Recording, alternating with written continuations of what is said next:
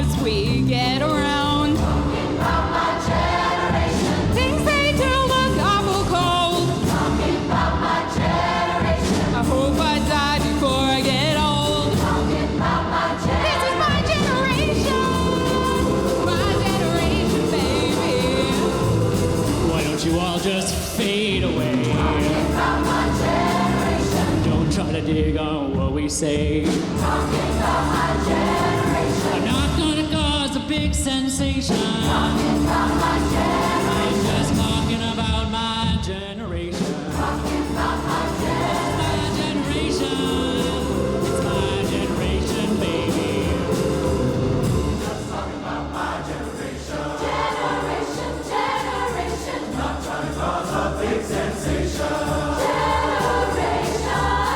Just talking about my generation. Generation, generation. Not trying to cause a big sensation. Generation.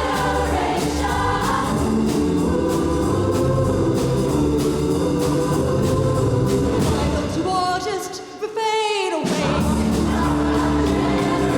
Don't try and dig what we all say. Talking about my generation. Not trying to cause a big sensation. Talking about my generation.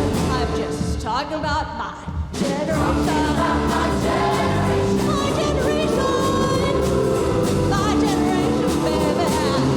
People try to put us down Talking about my generation. just because we get around. Talking about my generation. Things they say seem awful cold. Talking about my generation. Will I die before I get old? Talking about my generation. My generation, baby, my generation, yeah. Talking about my generation. Talking about my generation. Talking about my generation.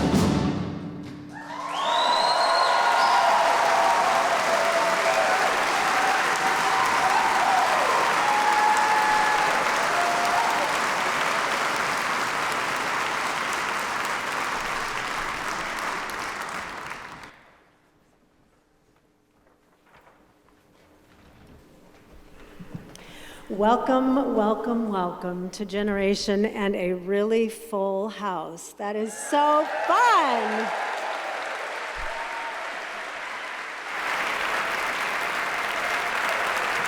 I think we may have set a one-voice record, so that's pretty cool. Thank you. In working on this program, we spent a lot of time in conversations across ages, and one of the things that we discovered is that we have more things in common than we have that are different from each other. We discovered that people just want to be seen, people want to be heard, and people want to be called by their name.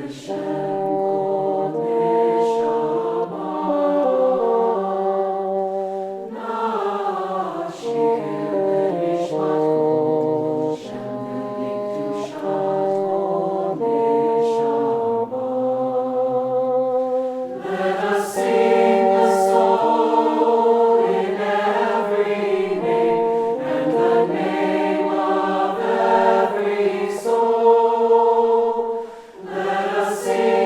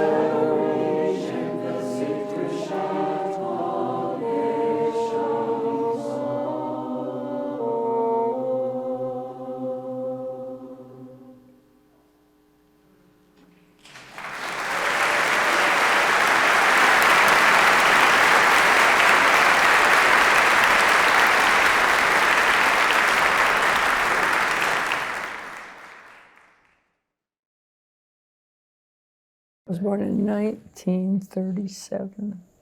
2006.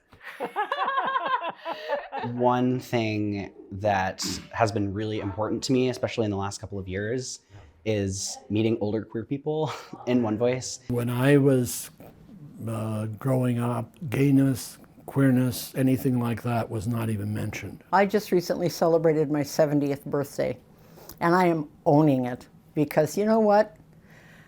I've seen a lot, and I've done a lot, and I've learned from it. The music of our generation has withstood the test of time. If I were to say something to the next generation, it would be take it in stride and don't take it all in. We tried. We achieved some things. There's so much left to do. Go for it, kids. And how about you for the future? I mean, that's a deep breath. Yeah, I mean, there's a lot of it, which I'm excited for. I think teenagers these days are so brave. People expect you to be older and act older and be more mature when you're still so young. Like, I'm only 26. I'll turn 27 this year. You don't need to turn 18 and immediately settle down and have kids and get your career done right away. And a lot of us are really kind of resisting that. Just like everybody else, we're just trying to figure it out and build a life in hard times. Probably every generation, as they come into maturity, wants to be seen and recognized and heard from the generations that come before them. The best thing about being in the 30s is you're economically independent, and then you're also not too old, not too young, but you can still wing both ways. I'm creating, a solid foundation for my future. I feel like I know who I am. I finally feel like an adult.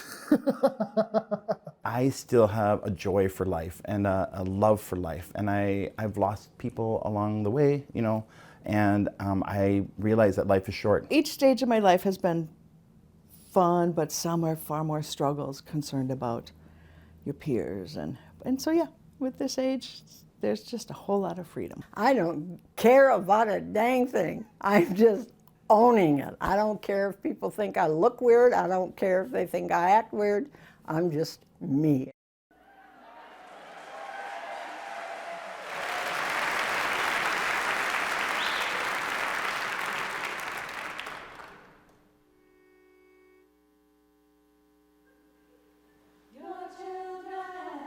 Are not your children, they are the sons and the daughters of light, longing for itself, they come through you, but they are not from you, and though they are with you, they belong not to you. You can give them your love, but not your thoughts, they have their own thoughts, they have their own thoughts. You can house their bodies, but not their souls, for their souls dwell in a place of tomorrow, which you cannot visit, no, not even in your dreams. You can strive to be like them, but you cannot make them just like you. Strive to be like them, but you cannot make them just like you. Your children are not your children. They are the sons and the daughters of light, longing for itself. They come through you, but they are not from you. And though they are with you, they belong not to you. You can give them your love, but not your thoughts. They have their own thoughts. They have their own thoughts. You can house their bodies, but not their souls, for their souls dwell in a place of tomorrow, which you cannot visit, no, not even in your dreams. You can strive to be like them, but you cannot make them just like you. Strive to be like them, but you cannot make them just like you.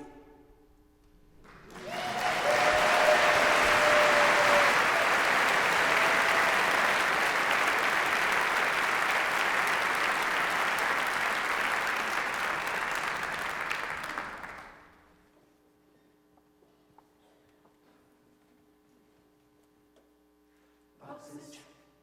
Boxes, boxes check, check. Boxes check. Boxes check. Checking us up. Boxes check. Boxes check. Checking us up. Boxes checking us up. Boxes checking us up. Checking us up. Checking us up. Checking us up. Why are we put into boxes, boys, girls? Girls, boys. Why are there only two options? Girls, boys. Boys, girls, and why are the things we buy categorized gender-wise?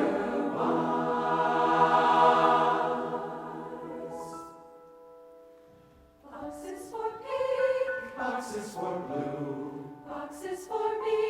Boxes for you. All of these boxes to check. To check. Boxes right up to our necks. Our necks. Boxing us in. Boxing us in. Keeping us out. Where does it stop? Where does it stop? We want a shout. Let us out. Let us out. Let us out. We want out. Stacking us up against each other. Stacking us up against the norm. And why does the norm inform so many decisions? We see a lot of division.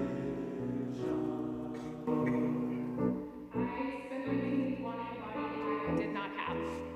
The anxiety about what others felt about my appearance amped up negative self-talk, and I fell into a deep depression. Finally, with therapy and maturity, I figured it out somewhat. I stopped hiding behind feminine clothing and makeup. Find what feels good was my mantra as I discovered clothing and shoes in the men's section. I'm still learning how to navigate life as a gender non-conforming person.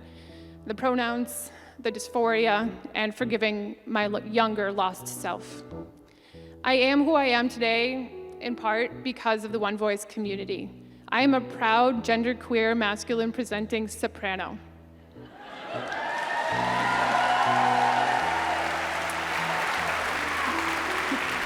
And I just wouldn't have that if it wasn't for the love and support and safe space that this community, and Jane, thank you, has provided to me. I'm forever grateful.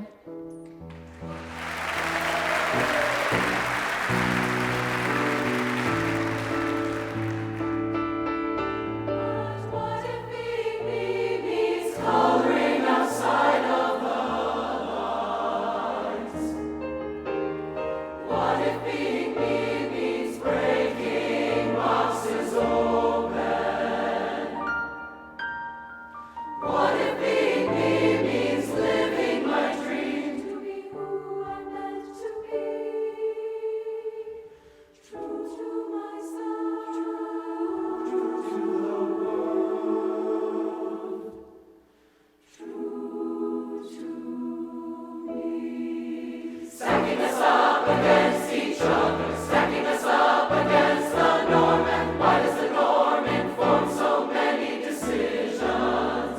We see a lot of division. The other day, my sister said, I don't know. I just think youth are too young to know if they're trans. I don't think they should have treatment or support until they're adults. "So, Darcy, how old was I when I knew I was gay? Well, I'd say about 12. And how old was I when I overdosed? Because I couldn't live my true life." You were 17. I remember it well. So what if it's one of your daughters that tells you that they're trans and they can't live their true life? I would want them to have all the support they needed to live a happy and healthy life. I get it now. Thank you.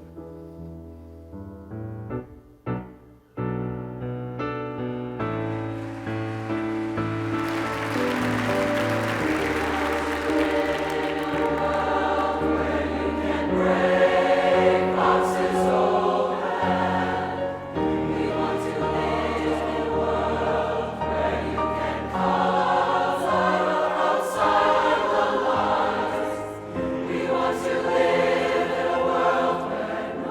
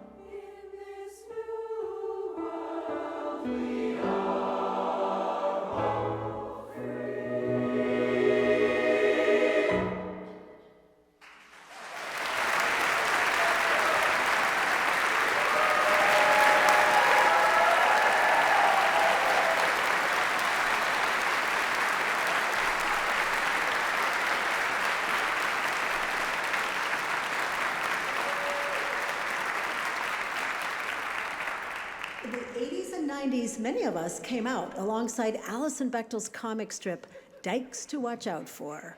Who knew this Minnesota character would end up on Broadway? My dad and I grew up in the same town. I didn't know it, but we were both gay. This is me and my dad in a diner. I saw her the moment she walked in. She didn't look like any woman I had ever seen before. It was like I was a traveler in a foreign land who sees someone from home, someone they don't know, but they somehow recognize.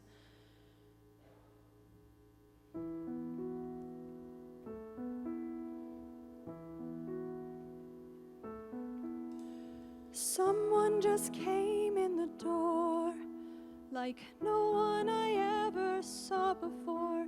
I feel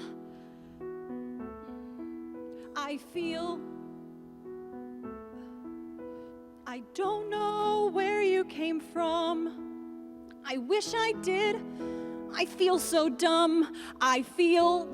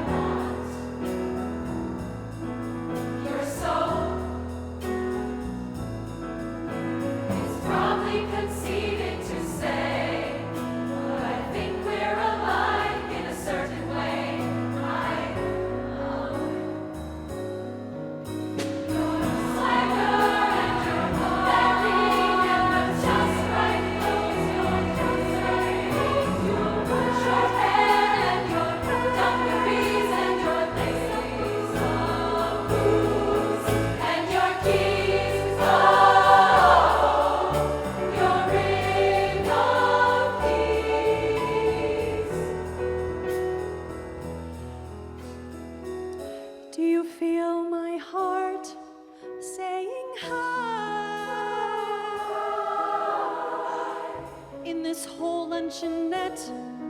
Why am I the only one who sees you're beautiful? No, I mean handsome.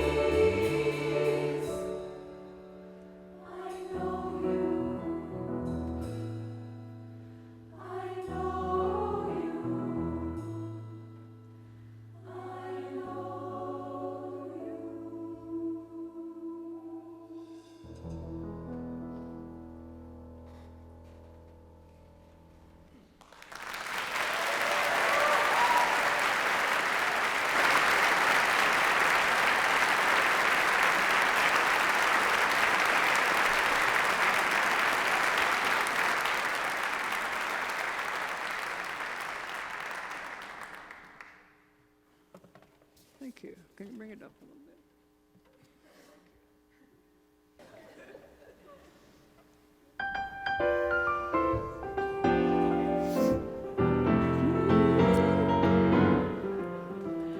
Anything you can do, I can do better.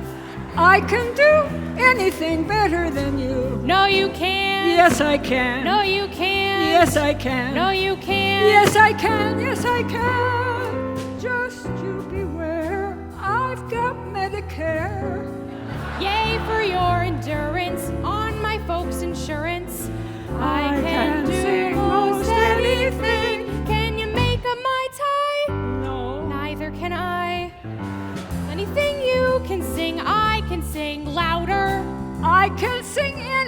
louder than you. No, you can't. Yes, I can. No, you can't. Yes, I can. No, you can't. Yes, I can. Yes, No, I you can. can't.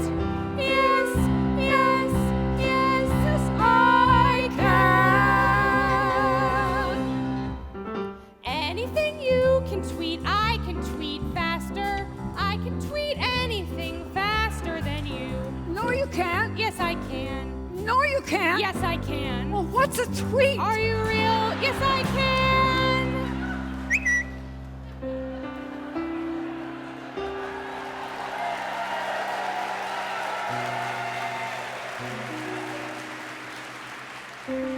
I have got a life, beloved of my wife. My game's just beginning. You're in your 8th inning. I can sing 1,000 tunes. You can really let fly. Yeah. So can I. Any note you can reach, I can reach higher. I can sing any note higher than you. No, you can't. Yes, I can. Oh, no, you can't. Yes, I can. No, you can't. Yes, I can. No, you can't. Yes, I can. No, you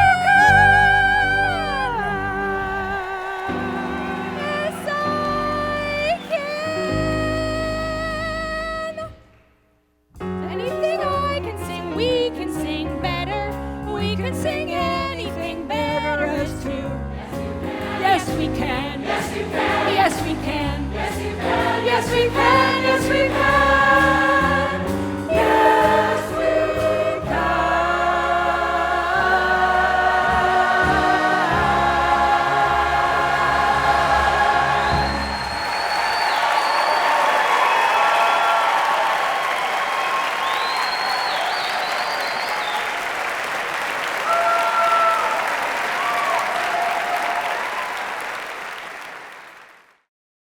And We Walked is a song honoring the 50th anniversary of the Stonewall Uprising. The song references important LGBT civil rights moments, like the 1989 die-in at New York's St. Patrick's Cathedral to bring attention to AIDS and AIDS education. It brings attention to the importance of LGBT people voting and running for office, and the many social change organizations that grew out of and emerged after Stonewall. Our largest percentage of singers are Gen Z and millennials, and these stories are new to many of them. One reason that I joined One Voice initially was to be able to meet queer elders. It wasn't until I was in my 60s before I actually felt actualized as a lesbian woman. It has been a long journey. I'm a little jealous of this new generation. My generation was a leader on many fronts. Especially in the gay and lesbian community. My generation was the first to come after Stonewall. So our generation put a face of someone people knew for a lot of the following generations. I hear the phrase, "and we walked," as a reminder of the long journey traveled by queer elders, paving a path toward basic civil rights. These stories are our legacy. They need to be visible, and they need to be heard by people of all generations.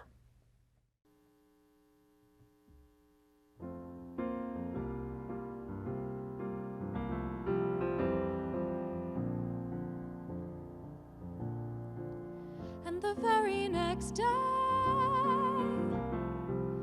and the very next day, I picked up the Times, flipped to page 33, and I walked, and I walked, and I walked, and I walked down Astor past Washington Square. I got to the bar and I thought, there we are, in the glass, in the plaster, my people are there. 4 policemen hurt in a village raid. That's all the Times wrote. But still I have my come and join my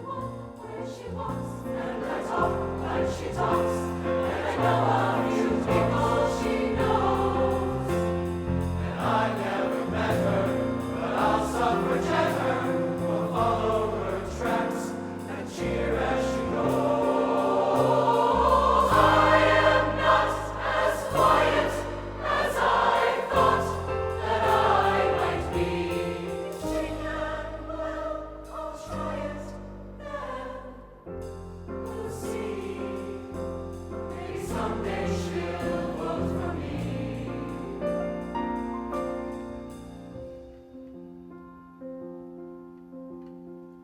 I lay myself down in the aisle on the cold chapel floor.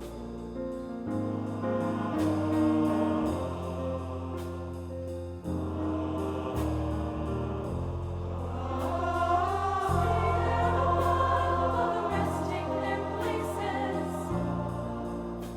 and I think of the faces that I never see anymore. I think of the faces that I never see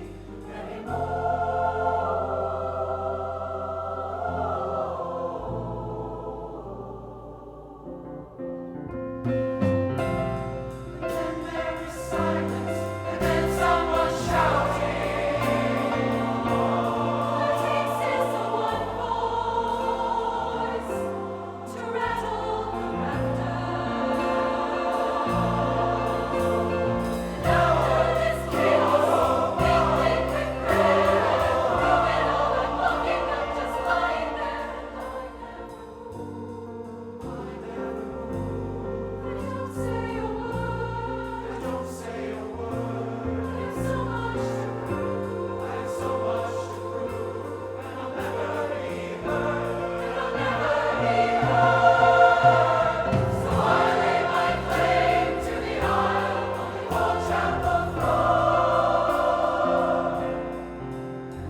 And the women and children must walk over me to leave.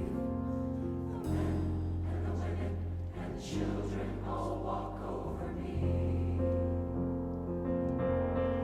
Try as they might, they can't help but look in my eyes and see the boys who were children, and then the men they barely got to be.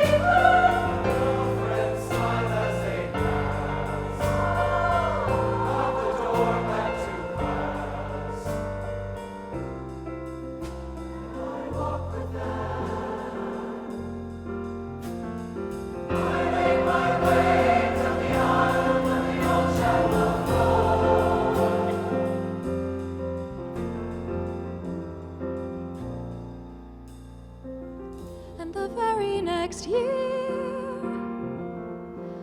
and the very next year, we gathered on Christopher Street. We were 100 strong and unabashed, and we walked.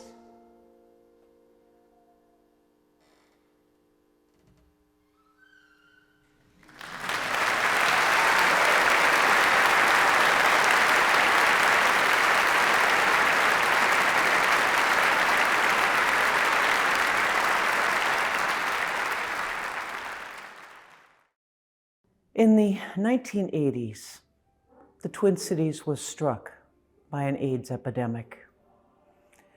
The local church I belonged to had an outreach to the LGBTQ community. So suddenly, my gay brothers came through the doors seeking support. And I organized a blood drive of my lesbian sisters. We raised over 450 pints of blood for our brothers. I lost about 50 of them. Many people don't remember this epidemic, but those of us who lived through it, we remember. We rallied together to take care of our gay brothers, and that's part of the reason One Voice came into being. This organization came about because suddenly we discovered we needed each other. For those of us coming of age in the late 70s and early 80s, Nothing prepared us for what was about to happen. They don't teach you in college to look at your new and beloved community of gay friends, the first people to help you lay aside your secrets and to embrace you like a second family, and pick the 5 young men who will be dead before your first reunion. The etiquette books are strangely silent on what to say to that guy that you had a little fling with about 6 months ago, now that you're running into him, and he's lost 30 pounds and has a lesion below his ear. And what could you say? It was a time of shock, devastating losses, and a numbing fear that all of the fun people, all of the people who bring you joy, are leaving the party when you just got there, with nobody left to dance with but yourself.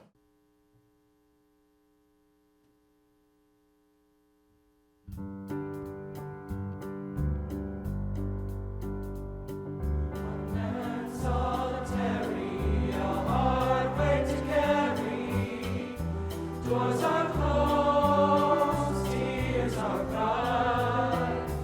There's no feeling left inside. With no map and no guide, you're just left behind. Shadows of former selves beckon and call. Dusty and shaky, they try not to fall. Like the books on the shelves of a spare bedroom wall. Unloved and unread, not living, not dead, they're just left behind. Left behind, left behind. It's hard to consider without sounding bitter. Feeling lonely, cast aside and left behind. And what of those people we don't even know, who give up themselves and try not to show how short the time is when it's your time to go. And they're just left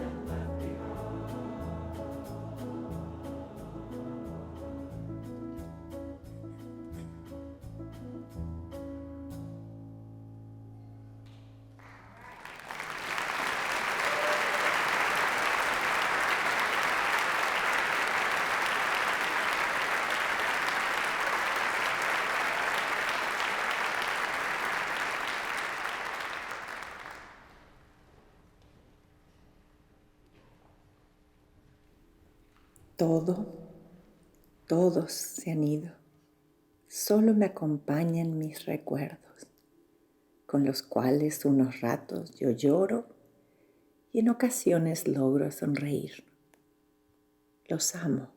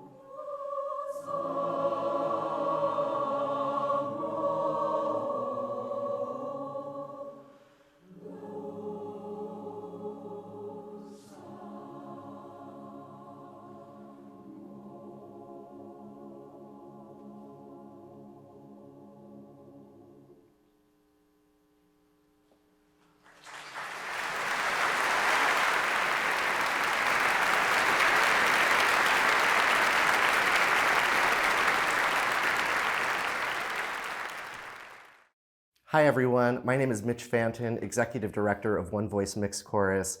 Very happy that you are here with us today for our Generation Concerts, which honor intergenerational relationships and connections within the LGBTQ community.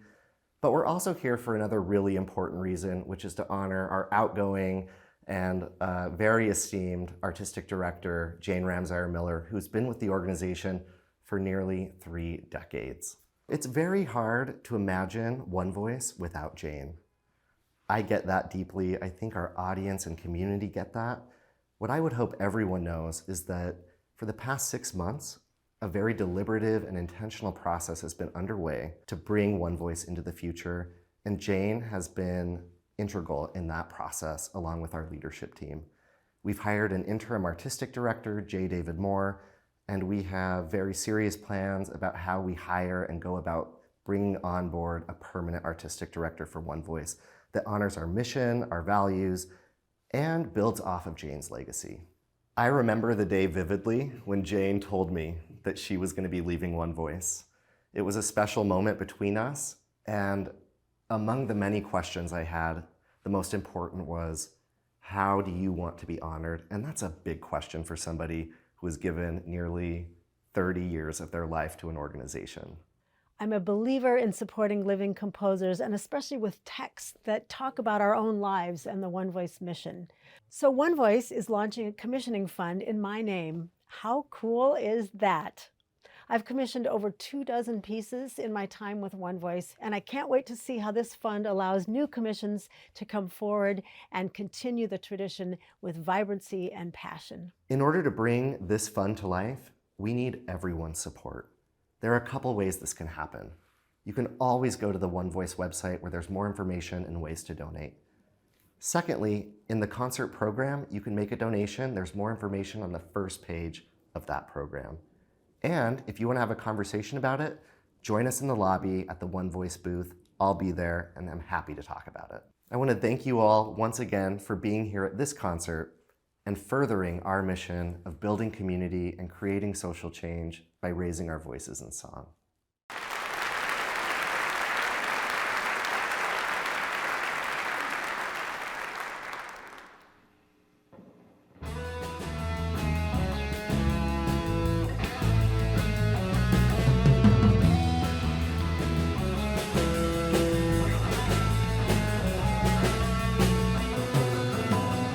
When I grew up, well, it felt great.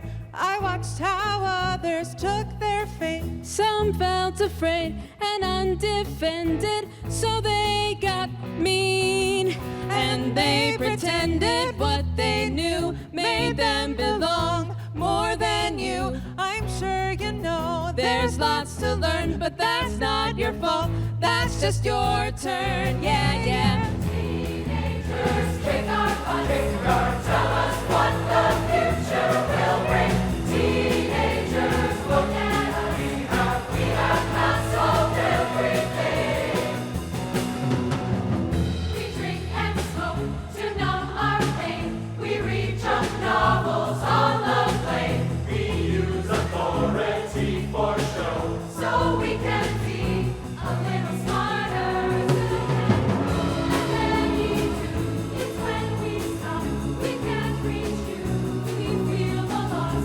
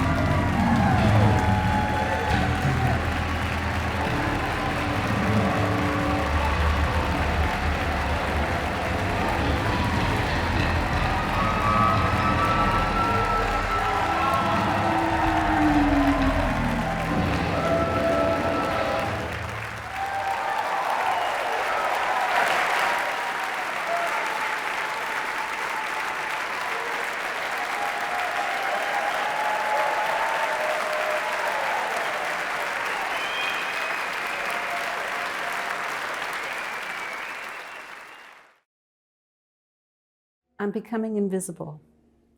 Bacteria, of course, working far beneath the surface of things, beneath your notice, the power of the naked eye. Lawmakers, usually, and the deals they make to make the laws they make, also invisible until you end up on the wrong end of them. The air you breathe and the effort it takes to breathe it, the moment it begins to breathe you. The bottoms of your socks, once you've put them on your feet, and there they remain, putting in a full day's work before you take them off again without so much as a thank you, balled up and forgotten in the bottom of the laundry basket, unsung. Dust in the air until sunlight comes to sing it. The thing you thought so vitally important last Thursday, it wasn't. Or it was, but it's gone now, to the ether where the rest of your short-term memory goes. Hibernating insects and your memory of what kind, surfacing soon beneath the dead grass in your unkempt yard, their job simply to figure out how to keep living. The wind. You see what it moves, but cannot see the wind itself. And what does that tell you about the laws of existence? Law of gravity, law of thermodynamics, law of averages? I am an average person, living an average life on an average street. I am an older white woman with long gray hair and a short black coat. Tell me, when did you last see me?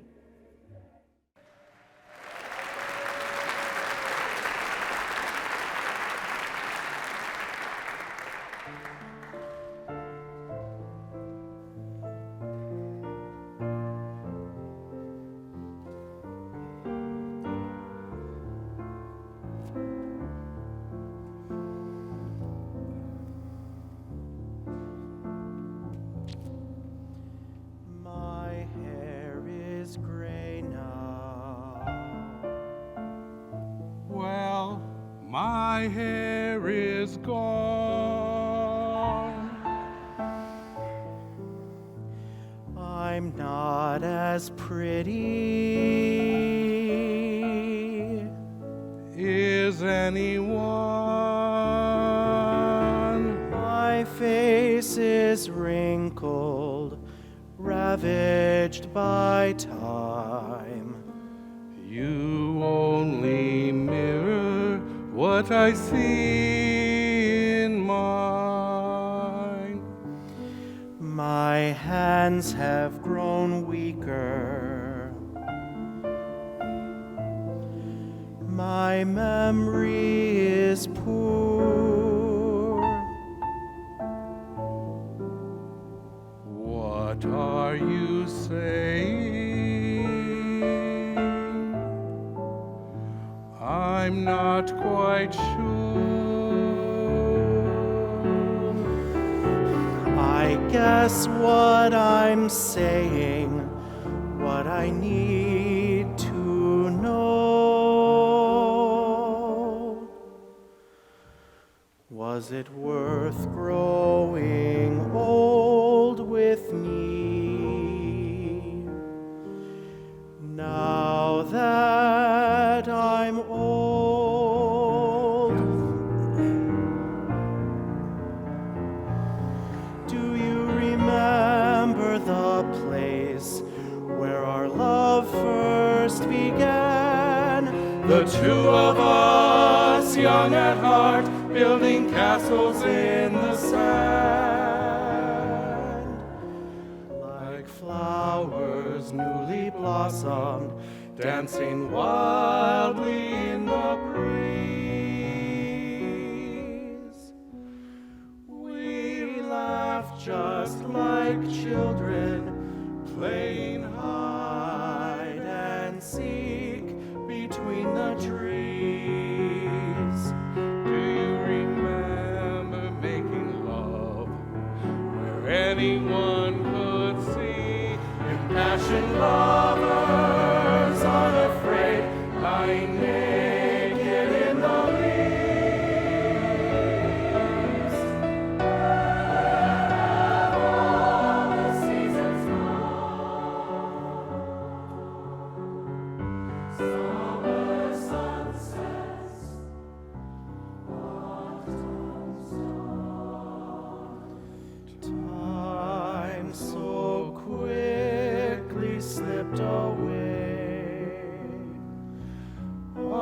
tomorrows melting into yesterdays. What are you saying? I'm not quite sure. That I am so grateful you've been the one that I could lay my love upon. So if you were wondering and need to know,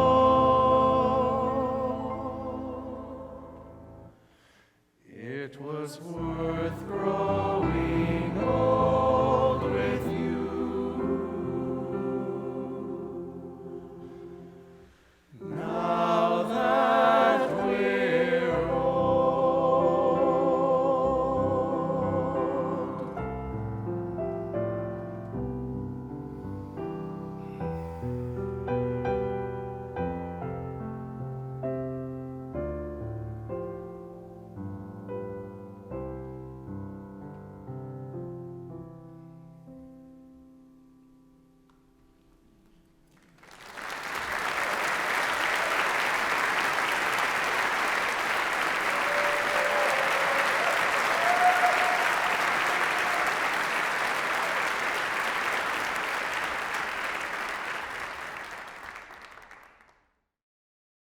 I'm Barbara Satin, and I'm thrilled to be sitting in the site of the old Spirit of the Lakes Church, which we had a vision to make into a housing project. The LGBT community as a whole isn't very well prepared for aging. Our focus became, let's do a large cooperative housing project. And we were moving along very well. We had about 75% of the building was spoken for and people had put down payments on. And then the housing crisis came. So that was where we shifted to affordable housing. We realized that we had to abide by, live to the rules of fair housing. And so we opened up the project to first come, first serve, and a lot of the first come, first serve with the GLBT community.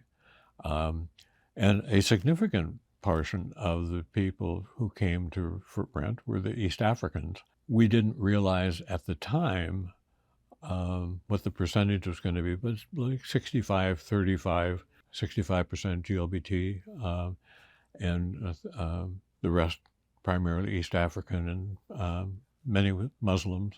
You know, I'm so proud of this building and what we accomplished for the queer community, for the GLBT community, but I'm excited about the fact of what we showed the broader community. People on both sides of the queer community and the East African and Muslim community all say that this is their home. They love what they have here, and they love the relationships that they have.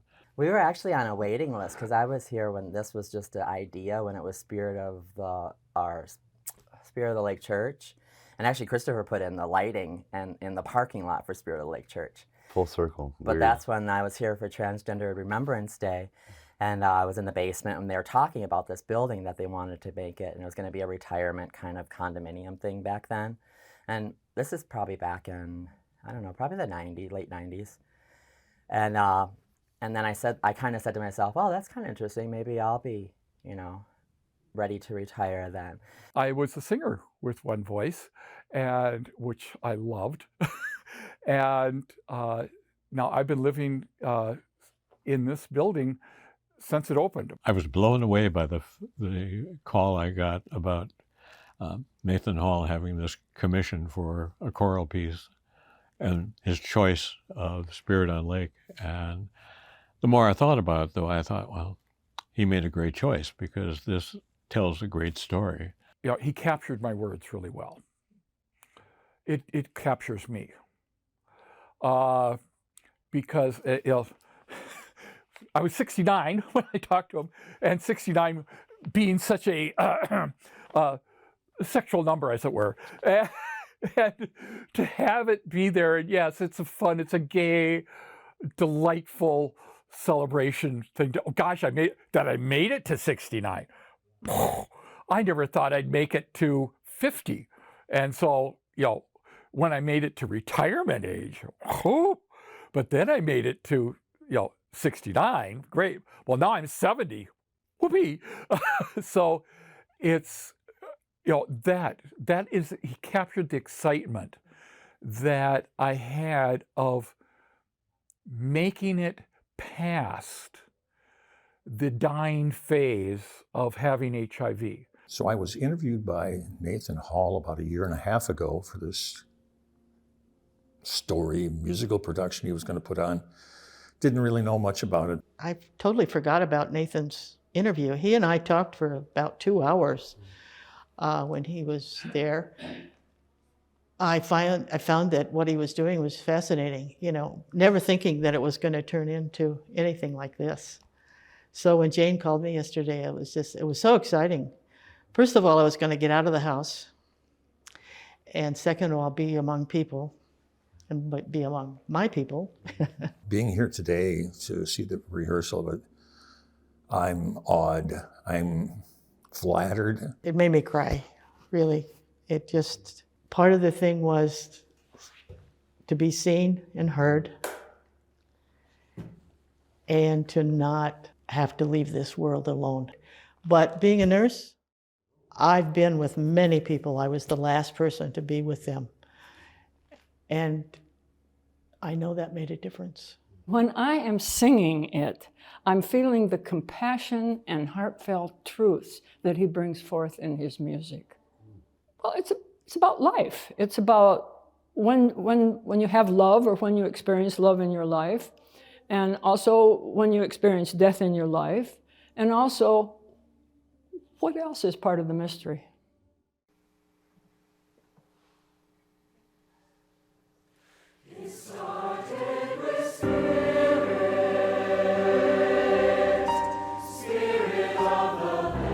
Church in a barrel. That's what we dubbed ourselves.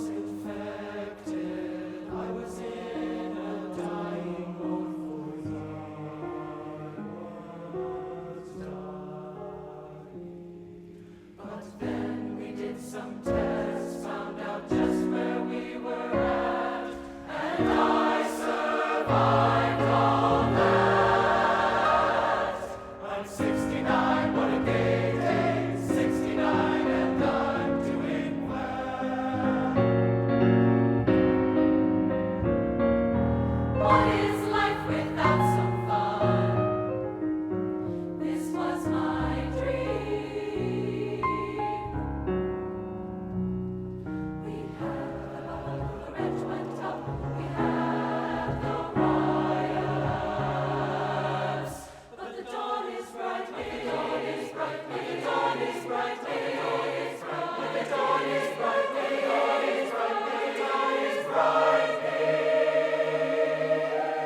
have to get a crowbar to get me out of here. I'm 69, what a gay day, 69 and I'm doing fine. I celebrate my neighbors and they celebrate me. Hello, and it's good to see you. I hope you're doing fine. Oh my gosh, it's cold out there, be careful. That's what we do here. I'm 69, what a gay day, 69 and I'm doing. I'm walking down the staircase of energy. Every year another step. Your friends could be dying, love left alone. A constant loss. The final step. Death doesn't frighten me, does it? I saw death and never should have days. Death doesn't frighten me. When I'm ready, I'll go any way I dang well want. I'm 69, what a gay day, 69 and I'm 69, what a gay day, 69 and I'm doing 69, what a gay day, 69 and I'm doing well.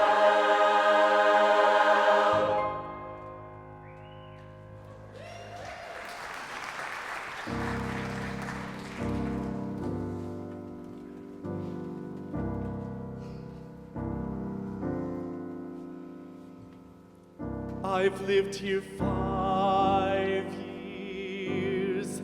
We used to catch sunfish in Buffalo, but walleye's the best.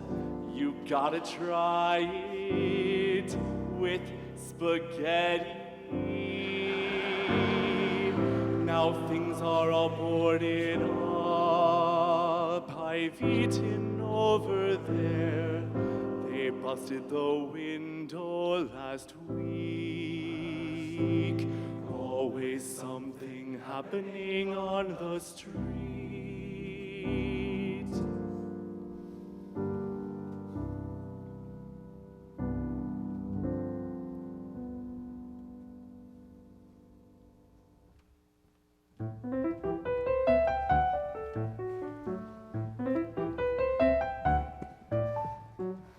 I work in the library. I volunteer. We knew each other 20 years ago. He was just too crazy, and we thought he was straight. One day he messaged me and said, "Wanna get a drink?" His profile has one picture. It's kind of him, but blurry. Girl, were you catfished? I was blown away, swept off my feet, punch drunk.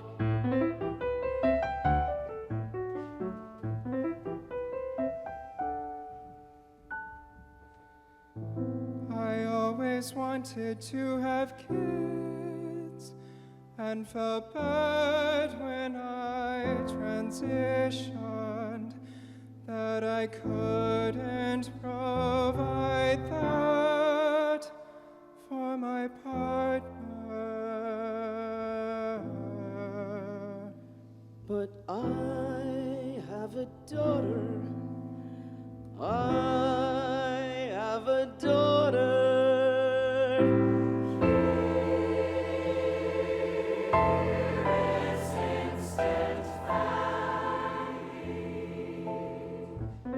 It's more about the person for me. I've always been open like that. I walk into a leather bar. I'm a young twink getting my beer, and I look at this guy wearing nothing but a cock ring and boots. This is freaking awesome. I'm freaking home. I live my life like there's an asshole in every crowd. We've been wanting to get out, to move to the country. I Googled how to get hookers off your lawn. It didn't bring up anything.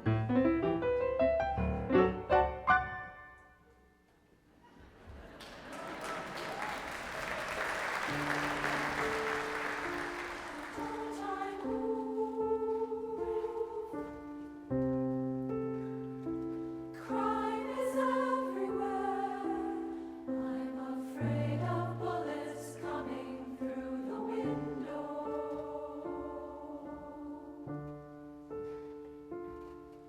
This scar is from fighting a man with a gun. He hit me before he ran away.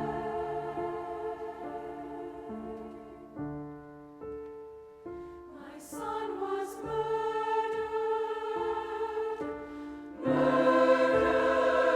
I've gotten used to it. I don't want to waste my last month starting over. I don't have much time left. I was just in Denver last week of September. It was lovely weather.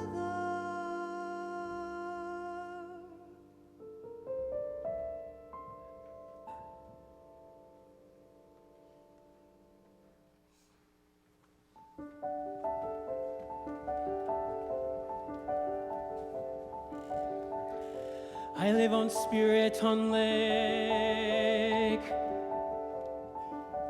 I didn't know I could leave, so I stayed. I met a lady in the hospital when I had COVID.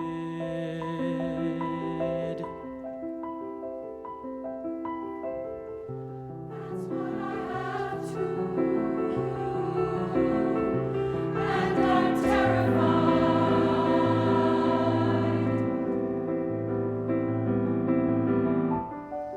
Would you like me to pray with you?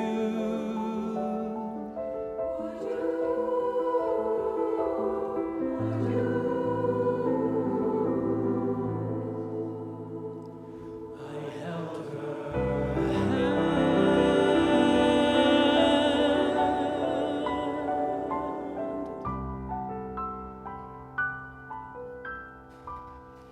Now she and I go out for coffee. When you gonna take me to a gay bar? She's 87. Since my divorce, I've had 2 relationships. One that ended on the eve of his wedding to a woman. There's really no relationships now. I'm at the point, those little blue pills, I might need a bottle of them. I'm sorry I talk too much. The only person I talk to is my plant. You know the one, you know the one. You cut sprigs off, and it regrows, and it regrows.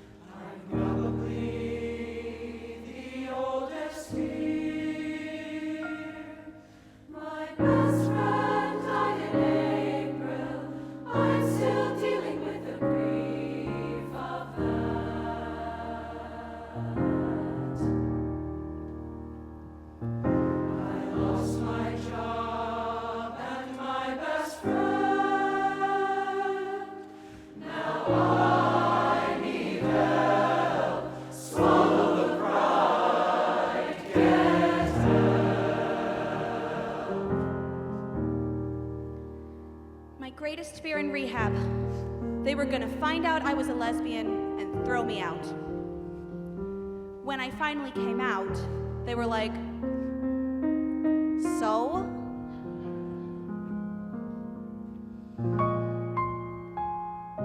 I was addicted to pills, but I got sober.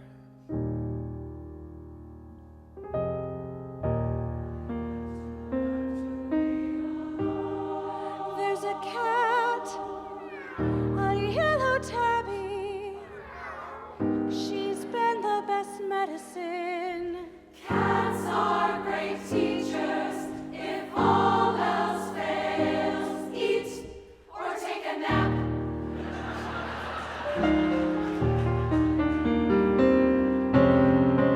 It's an okay word. It's not what I wanted to be. I'm trying to live in the moment. It is what it is. I'm so glad that you came. I needed you to be here and to be just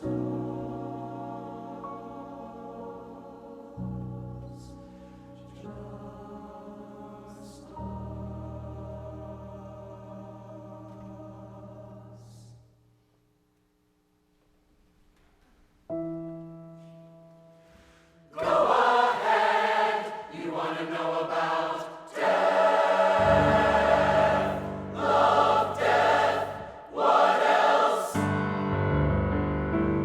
With my niece, I should be imparting wisdom her way. Then I see her, and we just have fun. There's younger people who don't have the regular pronouns.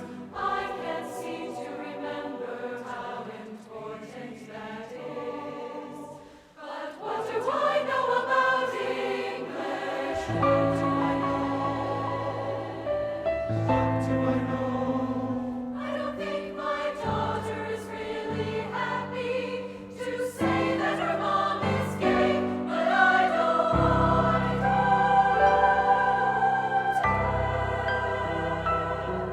care. It's still not easy calling her my wife.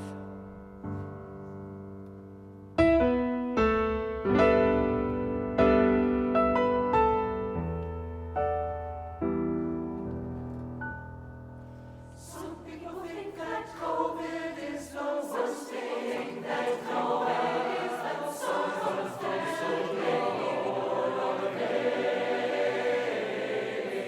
How can you turn a blind to a diverse population?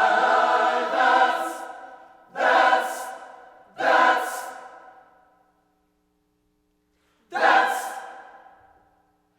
But things aren't always as they seem. Sometimes they surprise you in the end. It's been said before, but it gets better. It really does.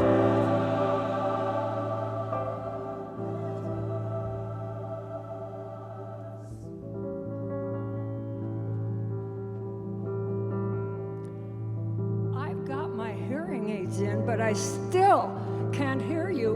Would you please speak up?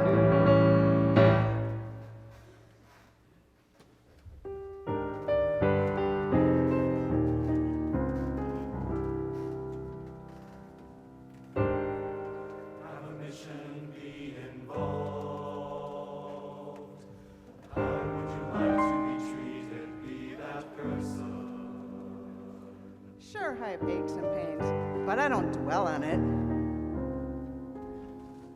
The regrets I had, I believe they made me stronger. Don't think you know everything. Read up on what life was like way back when. Have compassion for yourself and get out of your own way.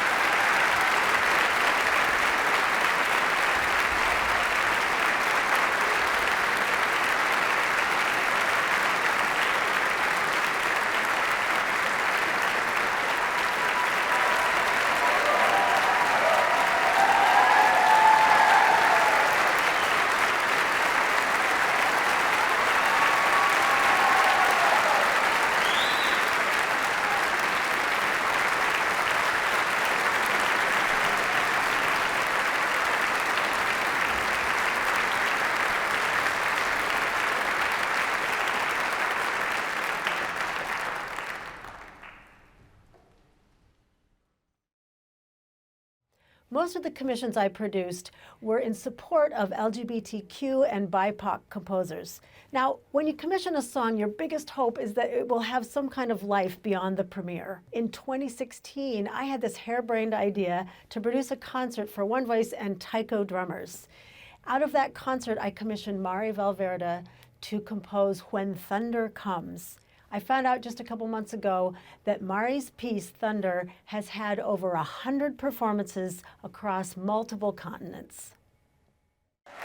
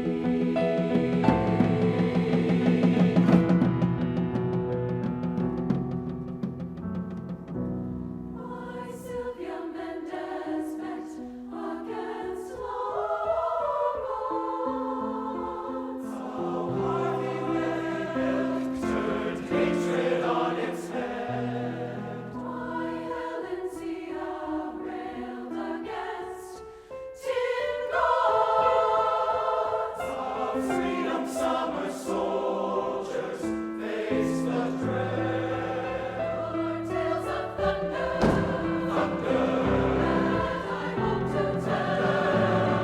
From my thin bag of verse for you to hear. In miniature, like ringing a small bell. And though a million bells can drown our fears,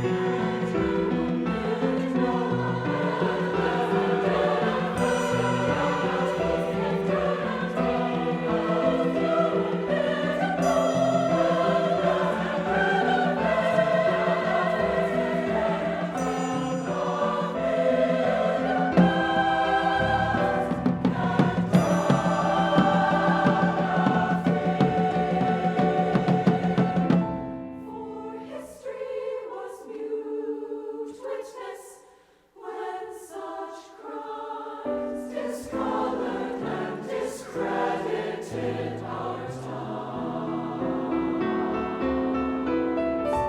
Take up the drums,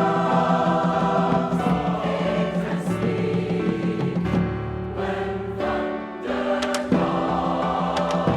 The civil righteous are finished.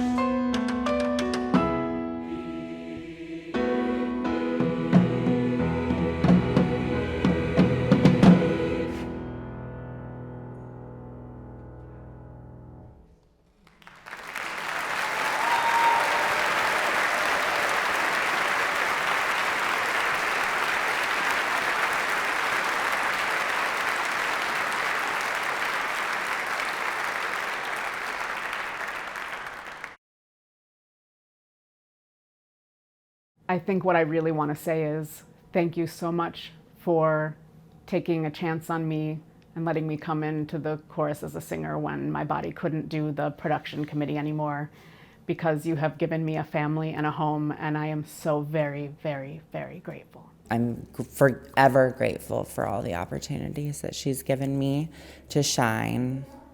She has always seen me for me, so I wish her well, and I know she's going to do great things.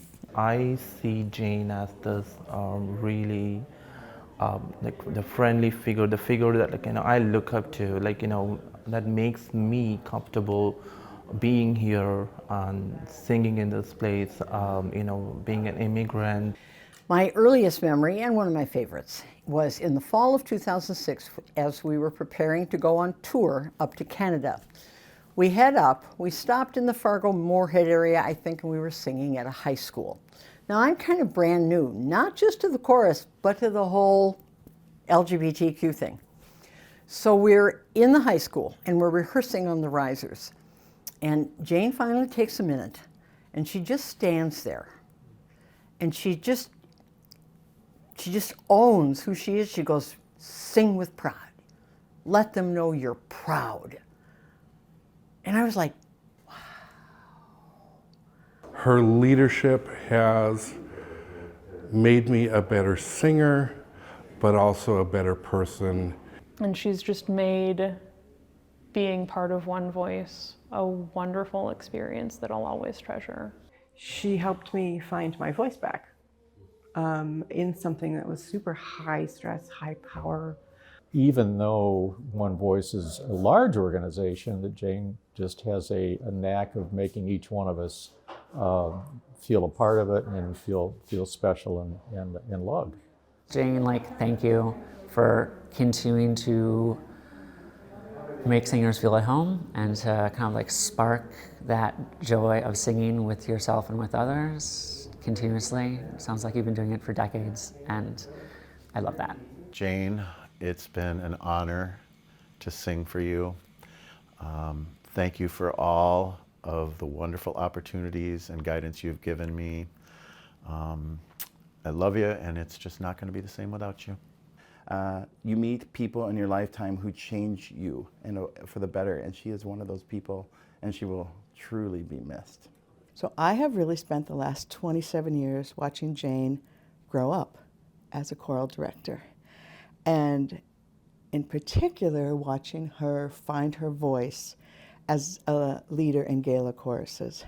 I want to thank you for the diversity of music and musicians and ideas that you have brought to the Gala Choruses Network and to the world. And for me personally, thank you for helping me bring an unsung hero, Bayard Rustin, to the world.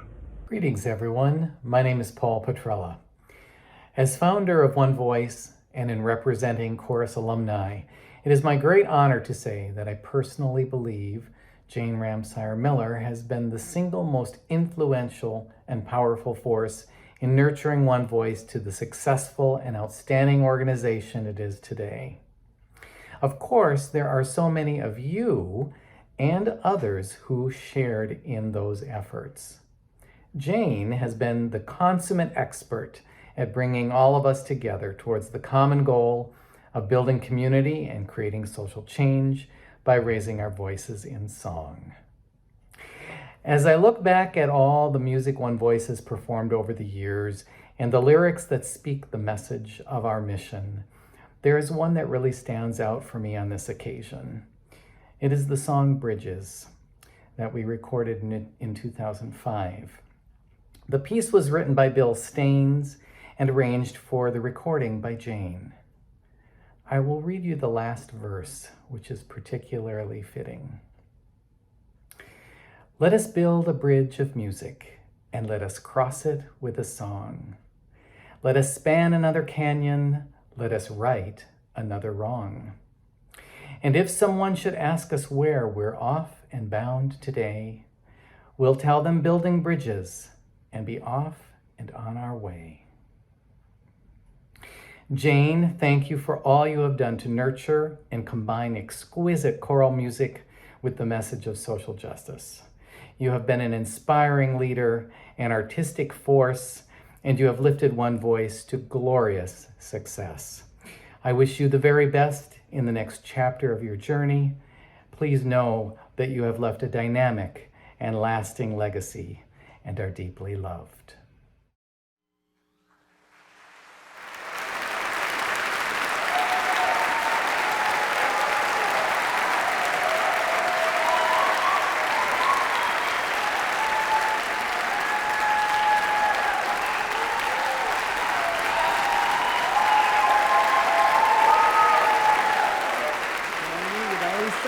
Join me in applauding Jane's spectacular 27 years with One Voice.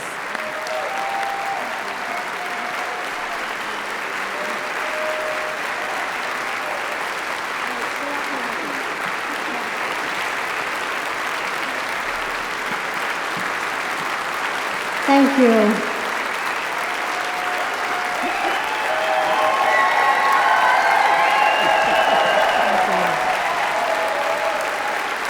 Okay.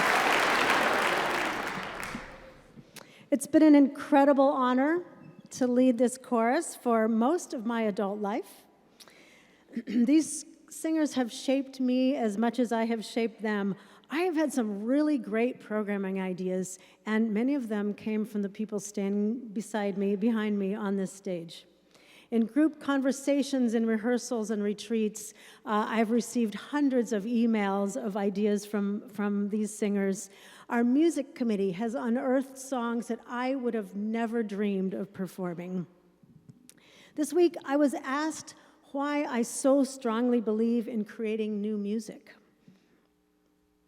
I believe in amplifying voices, especially those that have been sidelined, in creating visibility. That includes voices of BIPOC and LGBTQ composers, because it's challenging to find published music that expresses our own experience.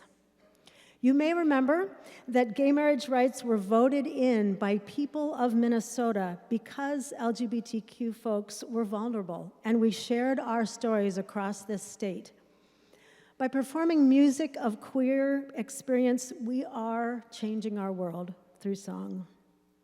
Thank you for hearing these stories over the past 27 years. Thank you, singers, for changing the world with me. And I look forward to hearing the songs that are yet to be sung. Thank you.